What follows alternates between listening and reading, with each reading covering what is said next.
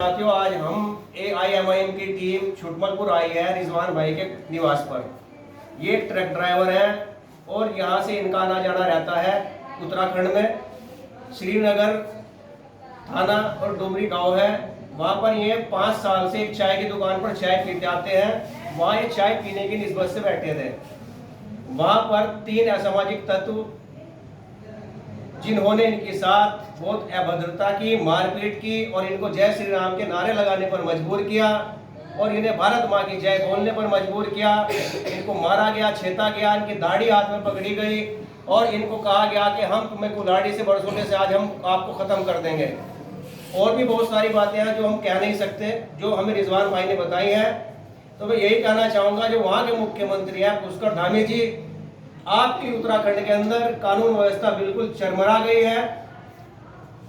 और इसी प्रकार जहां जहां भाजपा की सरकारें हैं, अभी फतेहपुर का देख लिए, मकबरे में जो पुलिस के सामने वहां कुछ लोगों ने पुलिस के साथ भी अभद्रता की और मकबरे में जो उन्हें कुकृत्य किया, ऐसा लगता है कि भारतीय जनता पार्टी की सरकार जहां जहां है वहां पर कानून व्यवस्था का कोई भी किसी किस्म का भी कोई प्रभाव दिखाई नहीं देता और पूरी RSS और भाजपा समर्थित लोगों को पूरी छूट दी गई है कानून को तोड़ने की।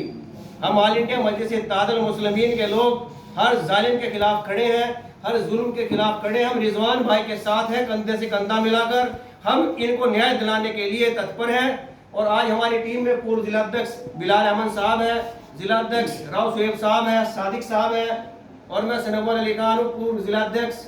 हम पूरी तरीके से रिजवान भाई के साथ हैं और हर लड़ाई में हम गरीब जनता के साथ हैं। और MIM इसकी पूरी निंदा करती है, पूरा इसका वो करती है और कानूनी लड़ाई लड़ने का काम करेगी। और हम इंसाफ के लिए जो भी हमें रास्ता अख्तियार करना पड़ेगा, हम रिजवान भाई के साथ हैं, हम किसी के आगे झुकने वाले नहीं हैं। बिलाल भाई देखो जी, अल्हम्दुलिल्लाह अभी आपके सामने भाई सनवर अली खान साहब ने सारी बातें बताई हैं कि किस तरीके से हमारे रिजवान भाई को प्रताड़ित किया गया है।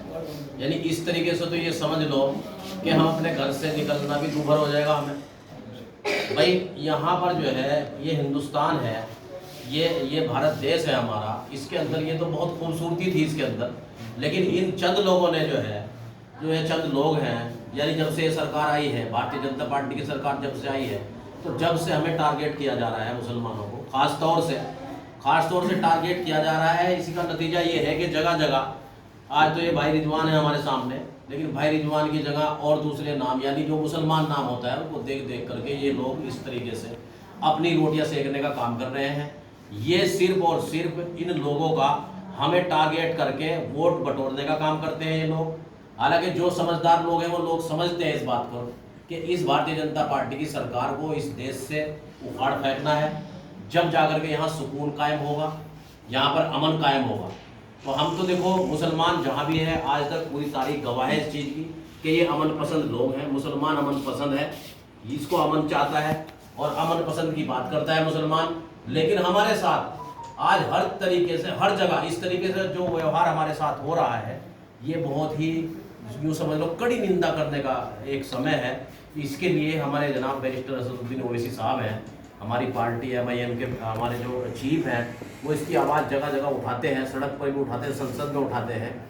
लेकिन अब मामला कैसे, इस आवाज़ की मजबूती कैसे बनेगी, जब हम उनके कंधे से कंधा मिला करके चलेंगे।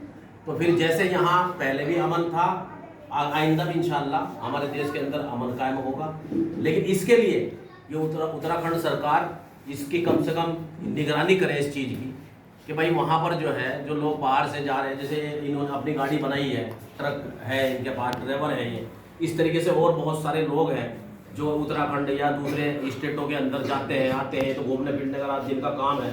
तो ये लोग यानी इस तरीके से तो घर से निकलना दूभर हो जाएगा। आज हमारा देश जो है वो, हमारे देश की जो GDP है वो कहाँ पहुँच चुकी, इस तरीके से तो और ज़्यादा नीचे पहुँच जाएगी।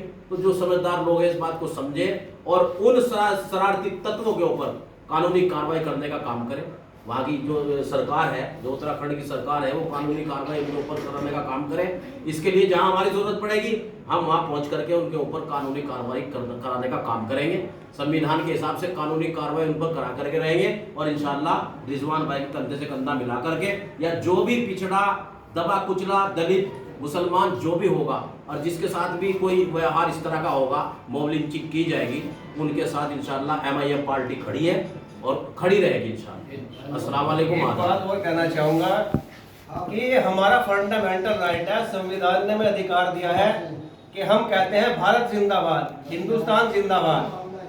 आपकी आस्था है, आप भारत माँ की जय कहें, आप श्री राम कहें, हमें कोई एतराज नहीं है, क्योंकि हमें संविधान अधिकार देता है, आपको भी देता है। अगर आप इस बात से साबित करना चाहते हैं कि मुसलमानों को राष्ट्रीयता साबित करो, तो ये हमारे बड़े बुजुर्गों ने राष्ट्रीय साबित कर दी है, जिन्होंने हमारे उलेमा इकराम ने फांसी के फंदे को चूमा और आज़ादी की लड़ाई में 90% से ज़्यादा जो फांसी पर चढ़े हमारे उलेमा इकराम वो मुसलमान थे। और आज भी इंडिया गेट में मुसलमान की जो कुर्बानी है आज भी लिखी गई है। और यही बात मैं कहना चाहूँगा कि कुछ लोग तय करेंगे कि फतेहपुर में जो घटना हुई कि 200 साल पहले मंदिर था, मस्जिद था, फिर तो जो जज जो यहाँ न्यायिक है, तो फिर तो जज का बनाने कोई सवाल ही पैदा नहीं होता, पुलिस प्रशासन का कोई नहीं होता। जब खुलेआम गुंडे तत्व मिलकर पुलिस को भी धता बताएंगे और अपने आप तय करेंगे यहाँ मस्जिद की मदद हुए हैं। हम हर एक गलत घटना के लिए MIM पार्टी खड़ी है और रिजवान भाई के साथ, जैसा बिलाल भाई ने कहा, हम उत्तराखंड सरकार को चेताना चाहते हैं, अगर आप इस तरह के मामला पर लगाम नहीं लगाएंगे तो आप कैसा भारत बनाना चाहते हैं। आज आप इस तरह की नफरत के बीच बो रहे हैं, आप उनको लगाम नहीं लगाओगे तो हिंदुस्तान का भविष्य कैसा होगा। कल भी हमने हिंदुस्तान के लिए एक करने के लिए लड़ाई लड़ी अंग्रेजों से, और आज भी इंशाअल्लाह हम हिंदुस्तान को एक करने के लिए हम हर एक गुंडा तत्व से लड़ाई लड़ने के लिए तैयार हैं और इनके न्याय के जांच के लिए हम तैयार हैं। रिजवान भाई के साथ है।